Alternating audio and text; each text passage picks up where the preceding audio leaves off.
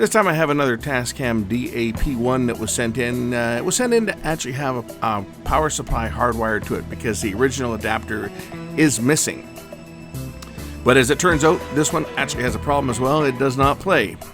And also shipped in the box was a snap tape, which we're going to try to put back together and see if it will work. So let's get started. I have a TASCAM DAP1 that was sent in to have the power supply rewired. So the fellow that owns this doesn't have an adapter for it, and these use a proprietary plug. So he wants me to permanently connect this 7.5 volt, I think it's 7.5 volt adapter. It says 7.2, this is probably a 7.5. Oh, it's a 7 volt, so that should be good. So he wants this 7 volt adapter connected to this permanently and didn't feel comfortable doing it himself, so he sent it to me to have it connected. And I think what we'll do is we'll connect it right to the plug here, and that way it can be operated just as a plug-in deck, because the batteries for these units are long gone, and you're not finding replacement batteries. And if you can, they're not worth it. I'm just saying that because somebody's going to pipe up and say, oh, I know where you can get the batteries for them, but regardless, the batteries aren't worth it unless you're wanting to use this for portable use. And the fellow that owns this, I know, is not using it for portable use. He's just using it as a home recorder.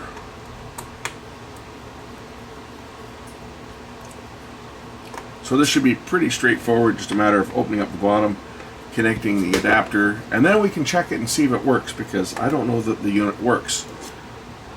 It might not. That I won't know until I get into it.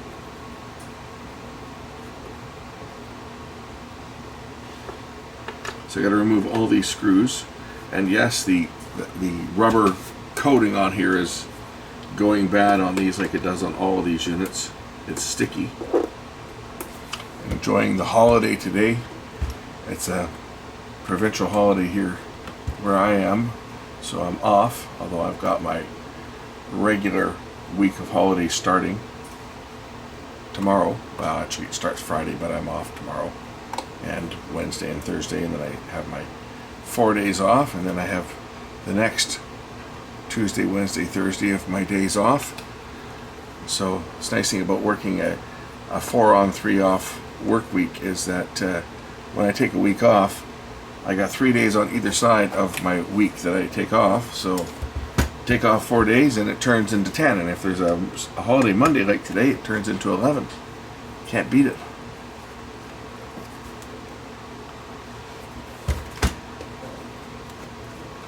Only thing is I have to find something to do for 11 days. Okay, after a bit of work, I did manage to get that screw out. I think I got them all now. Oh, there's still one here.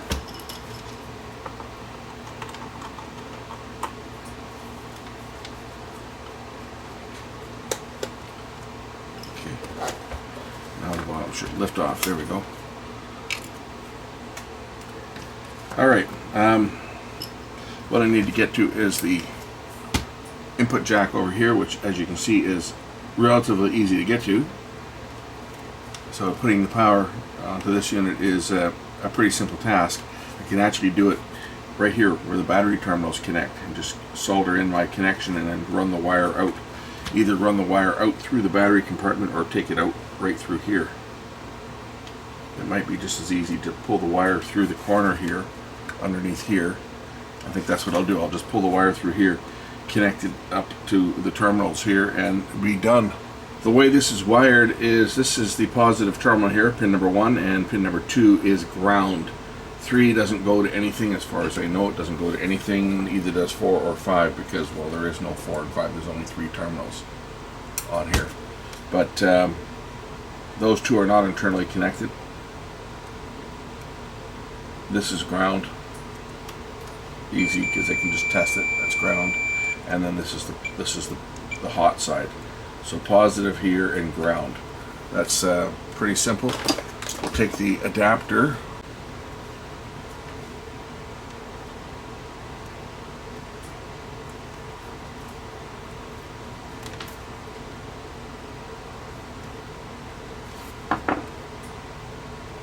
Now, one would have to assume that red is positive and black is negative.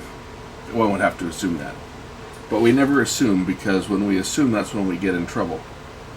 I'm going to bring the cable into the bottom here, and we'll put a small zip tie around here to stop it from being able to be pulled back through, give us some strain relief. I have just the yellow zip tie for that. No reason I'm using a yellow zip tie other than the fact that there's some yellow zip ties sitting right next to me. I have to mention that too, because somebody will sound off in the comments saying, why yellow? What's the significance? There isn't any. There isn't any, but I have to deal with people on the internet, and I've learned over the last 10 years that some people on the internet are not that smart, and they will ask the stupidest of questions. And that's why so many questions that's why so many comments, and I think some of these guys are trolls, but many of them get deleted, and people say, why did you delete my comment? Well, when you make stupid comments like first, or my other stupid idiot comments, they get deleted by either myself or the moderator, because we've all lost our patience for stupid comments. So stupid comments get deleted. Just clearing that up. For anybody that thinks that their comment is being censored, no, nothing personal, but if you make some stupid comment, expect that your stupid comment will be removed, because I don't want to read it, and neither does anybody else.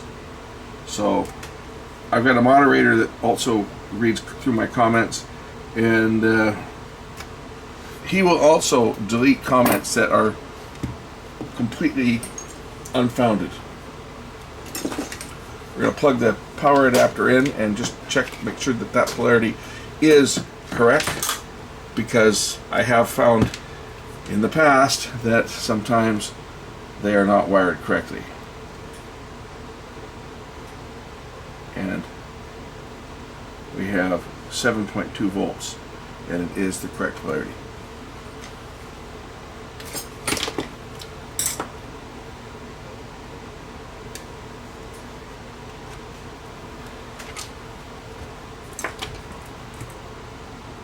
This is the mod that anybody could do, by the way. If you can handle a soldering iron and you got one of these units, you can do this mod. It's just 2 wires.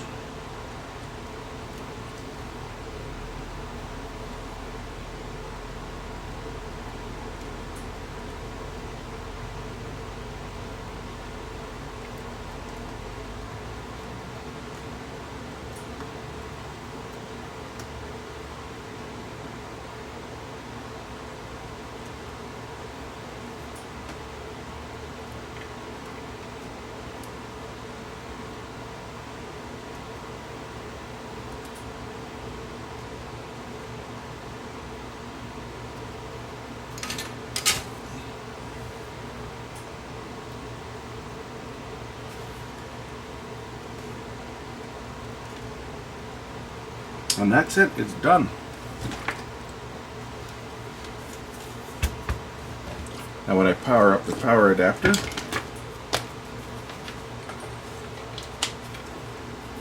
the unit should turn on if there's no other problems with it. And it does turn on.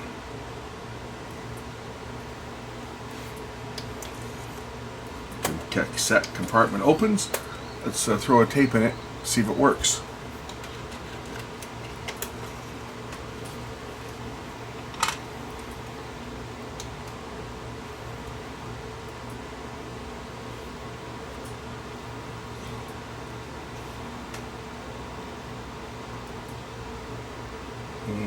Don't hear anything yet.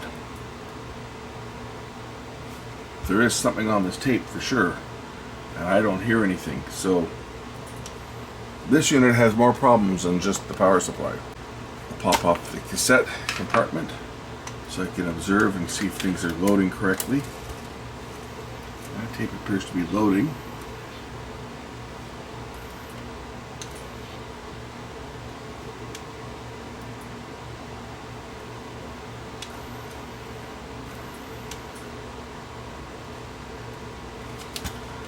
Nothing's playing. There's no display showing on The only counter that's working is the linear counter. The absolute time, which is the time code written on the tape, is not being read. So this unit is not capable of reading the tape. It could be the heads are dirty, it could be a problem in the preamp, it could be a problem anywhere, but this unit has more problems than just the power supply issue. We'll first try cleaning the heads. I'll get my cleaning tape and we'll run that through and see if that will clear off the heads. Otherwise, I have to get into this unit and see what's going on. So I run the cleaning tape through for about 10 seconds. This will remove a head clog if there is any.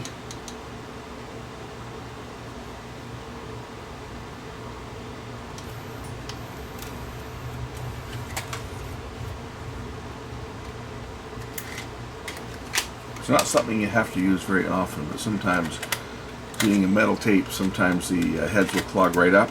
If it doesn't clean after a couple of tries, then we have to look at something more serious, like possibly a preamp problem or even a bad head. Okay, I saw something pop up there on the screen momentarily.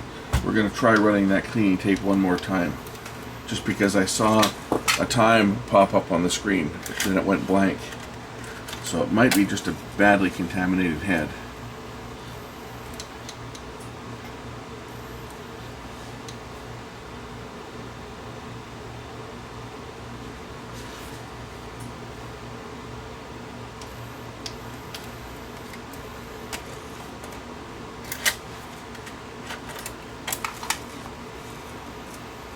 Watch the display and see if a time code pops up here. See? I got a time code there momentarily. So it did read something. There we go. There we go. Excellent. Just dirty heads. Cool.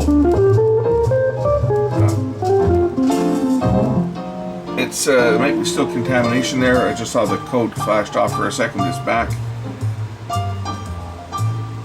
Probably wouldn't hurt to do to check the preamp capacitors on this, because they do have known bad caps on these ones. I mean, these ones can have many caps that go bad on them. It's got these surface mounted ones, although I haven't seen too many of the Panasonic ones. The Panasonic DAT machines, I've seen their ones go bad, and I've seen the TAG version of this, the DAP1 I think it was. I have one. Oh, don't have it now. I give it to a guy that's still got it. But they had them. But that was an earlier model. So these ones, I don't know whether these ones are affected. I've never had one that have had leaking caps on them. But the TAC version, which is made by, TASCAM is made by TAC. This is a TAC machine. But the earlier ones did definitely have the problems. Panasonic did have the problems as well. I just haven't had these particular machines have leaking caps yet. Not saying that they don't, but I've just never had any. But this one's now working. It was just the heads were clogged. I might want to check the preamp caps on it, just because I know the preamp caps give a lot of trouble on a lot of these DAT machines. But these cleaning tapes are invaluable. And they're hard to get these days too. At least it's good for a while. I've had this thing for years, and as you can see, I mean, it's only been used a couple times. It's still got lots of tape left. And basically what you can do is you don't rewind them. Okay, you run it for 10 seconds, stop it, and you don't rewind it, and you keep doing it. It says don't do it more than 4 times, because if the heads don't come clean in 4 times, then it's something more serious. And these will, repeatedly using these when the heads are not dirty, will wear down the heads. But once you get it all the way, once the tape gets all the way to the end, you can rewind it and use it a second or third time. But of course, every time you use it, after you rewind it, it wears down a bit. So you don't rewind it until you've completely finished playing it to the end. So I'm going to stop this. I'm going to pop this out. We're going to take a look at the preamp caps on it, just because it gives me something else to do on this machine and keeps the video a little more interesting, as they say. So let's power it down, and we'll pop the top off and check out the preamp caps.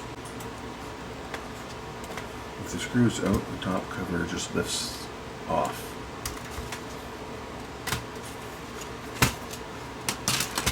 So the preamp capacitors are inside here.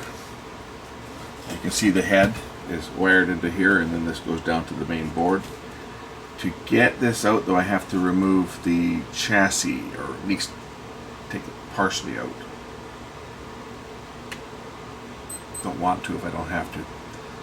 You can clean the heads with your fingernail on these, by the way. If you have to take the top off it, you can get access to get your fingernail up against the edge here when it's running. You can access it to do that if you don't have a cleaning tape. Use the back edge of your nail. No pressure, very, very light contact, and it will dislodge clogs on the heads if there are any.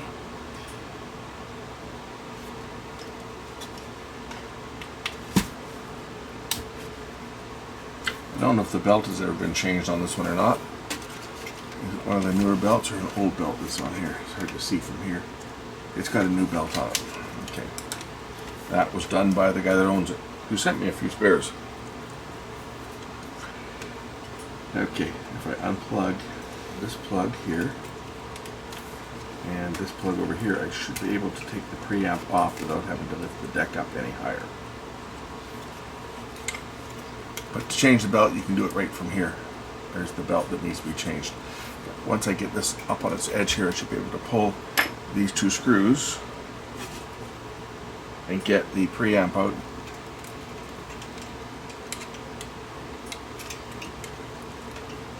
Alright, now I can pop the preamp apart and we'll see whether it's got the bad surface mounted caps in it, or whether these ones have been replaced, or whether they've got solid in them, because some of these machines, they change them.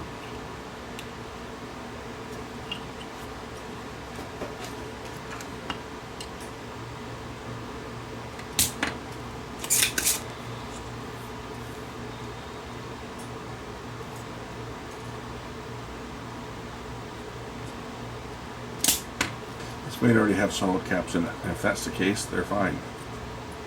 So as you can see, this one's already using solid caps, so there's no electrolytics on this one that need to be replaced. Certainly other models certainly have, like the TAC version had surface mounted caps in it that had to be done. All the Sony preamps and Panasonics have all got them. So this one here doesn't, though, which is good. That's just, now you guys know. If you've got a DAP1, there's a good chance that there's no electrolytic caps in the preamp that you need to worry about. And the other ones are pretty evident if they're bad, because they're mostly in the servo circuits and stuff, and they will cause problems with playback. I'll just reattach the ground.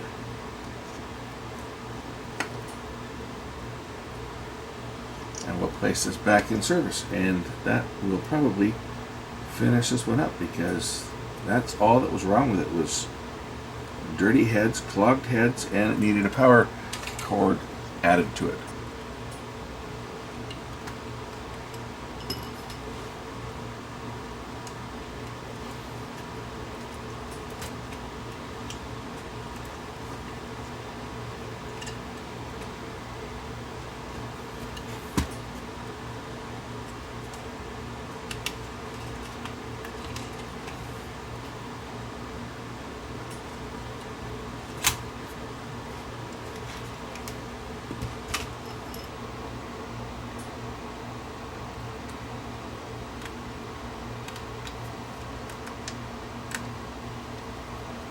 Power the unit up again, and I'll kind of demonstrate how you can clean the heads on these machines without a cleaning tape.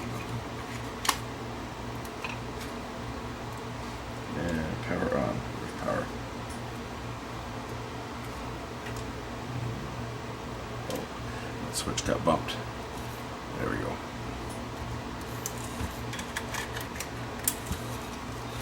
So as you'll see, the tape is only wrapped 90 degrees. So if you have a head clog on one of these ones and it's not playing, you can get your fingernail in here and very, very, very carefully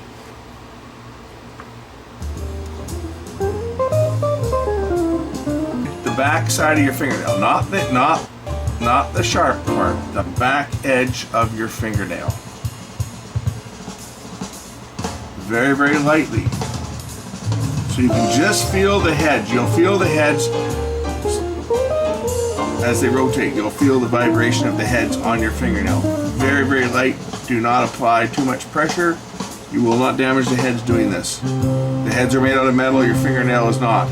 Your fingernail is just the right hardness that it will operate like a file, and it will clear clogs off the heads. If the head is clogged, you can do that. Obviously, a cleaning tape is easier if you've got one. If you don't have one, if you put too much pressure on like that, you'll slow the head down, and then it'll stop playing. Just like that, and that will clear off a clog on the rotating head. This machine looks almost like new inside too. Look at the pinch roller. I'm looking at this pinch roller and I don't even see any wear on it. Look at that. Fantastic. Look at that.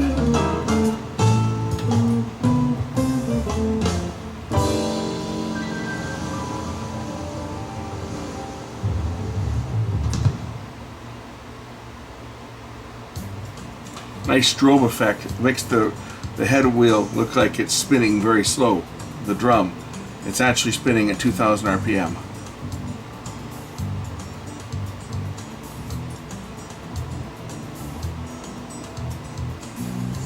Anyway, this little unit is fixed. As you guys probably know, these are one of my favorite DAT decks. As far as the portables go, this is my favorite. These ones here were real workhorses. They were easy to work on. I absolutely despise any of the Sony DAT recorders. The D3, which I happen to have a D3, just because I've got one doesn't mean I like it. It was what I was able to get at the time. The D3, the D7, the D8, all of those Sony mini little DAT recorders, I hate them. I hate them with a passion. I hate to work on them. They're just too bloody small. At least one this size, it's using a conventional transport, and it's relatively easy to work on compared to some of the other ones. Even the circuit board on the other side. Like if you've got to change surface mounted caps, that's easy to get to. And not everything's all crammed together. Right? When stuff's all crammed together and you can't get to it, it's difficult to work on. This one's here, relatively easy to work on. Anyway, this one is done. So I'm going to throw it together and we'll get this one out of here. In the same package that I got the TASCAM DAP1, I received the broken tape. Oh, it's really broken. The fellow that owns it wondered if I could splice it. Maybe. Let's just see if both sides. Of course, it's ripped right in the middle. So I can probably splice this. It certainly is not going to, it's going to play, but it's going to be interrupted when it goes over the part where it's damaged. But we'll do this while I've got this here. Pull out the 4 screws. The fellow that owns this is well into his 80s, so he didn't feel that his hands were steady enough to do this. So we're going to do this for him. The cassette should just lift apart, just like that, to reveal the broken tape. And I just have to release the tape lock so that the reels will turn. I just pull this forward. I can expose some tape. Gotta get the other side that's broken here. There's a slip sheet on here as well.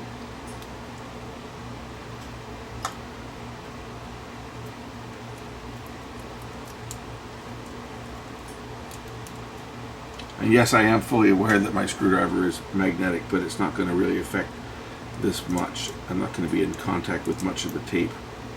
Just a little bit, just enough to just going to pull some tape out and put some tape on it to tape it together. Why is that reel sticking? That reel appears to be sticking even though I've got the tape. There we go. Pull that bit out there. And I'll just try to fish this other piece out.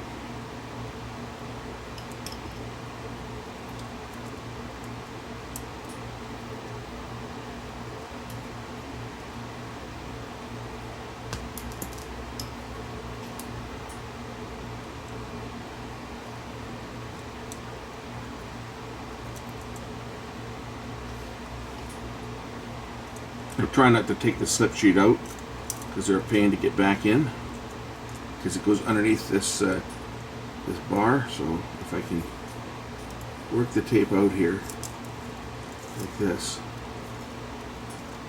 and pull a section of tape out, the idea is I will splice it back together after I put the shell back together. I just want to get 2 sections of tape sticking out here that I can work with like that. Caught on the slip sheet. There. That's what I want. I want the tape out so that I can drop the shell back on. That way it will protect everything else. And I'll get the screws back in to hold it together. And then proceed to splice the tape and then wind it back in. Now your mileage may vary, you may have a different way of doing it. This is just the way that I do it. I want to try to keep the shell itself intact without allowing the tape to spill, and keep the slip sheets and stuff in place.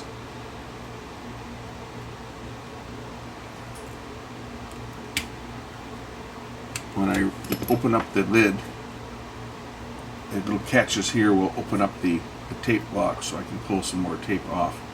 Alright, now I'm going to prop this open.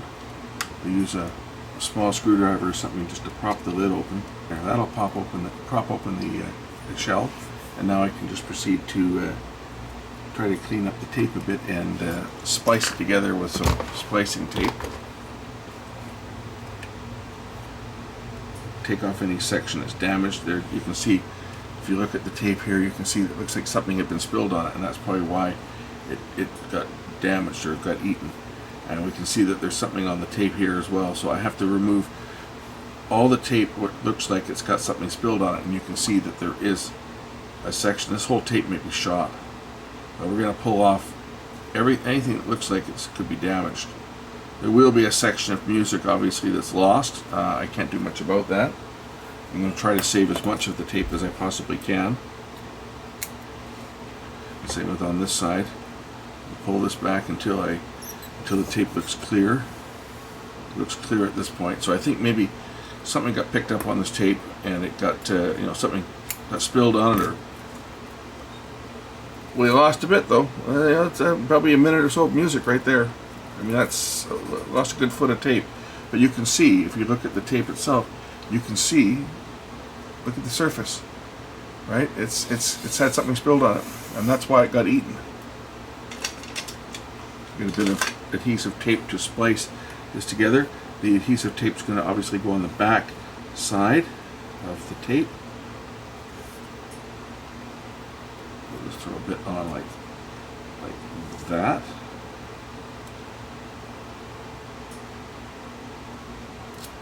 And then we'll get the other side of the tape. Make sure that there's no twists in it. And just line the two up.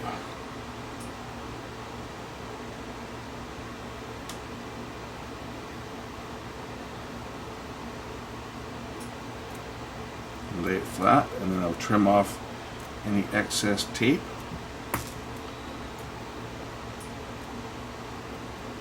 Make sure there's no adhesive showing through that would stick to the drum. So we're going to trim off a little more here.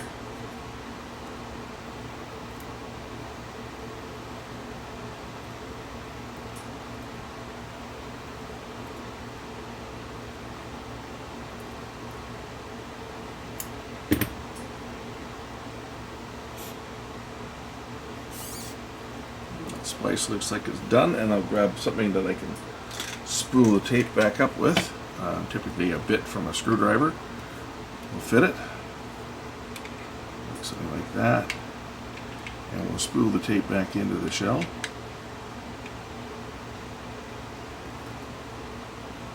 Looks to be good. And now the tape will move on both sides. And I can release that. Tape under tension, and we can test it. And what better machine to test it in than the machine I just fixed. Okay, so I'll play back the section where the tape is damaged, and you'll see that the counter is going to jump from the point where the damage occurred, and well, it's going to jump forward because it's reading the time code information off the tape. So I may have to mute the sound here because obviously this will be copyright, but I'll see what I can play. I'll try not to play too much. And here it goes. You'll see the counter jump coming up right about now. Okay, the splice is going past the heads right now. And that's what's going to happen when this tape gets played. Anytime this tape is played, it's going to jump forward like that. There's not anything anyone can do because obviously that section of tape is missing, but at least it allows the fellow that owns this to be able to play the tape back and maybe make a copy of it onto another tape. But as you can see here, if we look at the damaged section of tape, you can clearly see the section that was causing the problem. You can see there was something on the tape, and that's a problem with tape. If you get anything spilled on your tape, it's going to eat the tape. That's what happened to me when I worked at the community TV station and was doing master control. It's what ended my employment there, actually, was a tape had been contaminated. Something spilt onto the tape or spilt onto the counter, and the tape was placed on the counter. And I was on the air with a tape, a 3/4 inch U-matic tape that went through the machine with something spilt on it. And it got stuck to the capstan shaft and wound up around the capstan shaft and put me off the air. And I only had one machine to go to air with that night, as the second machine was in the engineer's office. So I called up my boss. Actually, I didn't have to call my boss. My boss was already on the phone when he noticed that the please standby slide was up and we were playing Hocus Pocus by Focus. He called to see why we were off the air, and I told him that the one and only machine I had to go to air with had eaten the tape, and his instructions to me were that I could try to carefully remove the tape and clean the machine and go back on the air, which is what I did. And the next day I walked in and the management called me into the office, and they proceeded to fire me for taking the top off of a machine. A machine, I might add, had no screws in it, and part of my job as an operator was cleaning the heads every day. That was part of my job. Clean the heads, clean the drum, clean the pinch roller, clean the capstan. That was my job, but because I unraveled a tape that something had been spilt onto it and got stuck in the machine and then proceeded to clean the machine and go back on the air, I got fired. Because my supervisor, who was on the phone telling me to do it, when the fit hit the shan, basically, he covered his own ass and threw me under the bus. Anyway. Had that not happened, I wouldn't be fixing this crap. I would have been working in broadcast, and I would be probably retired by now, and I would have not touched electronics. Anyway, thanks for watching. We'll catch you in the next one. Bye.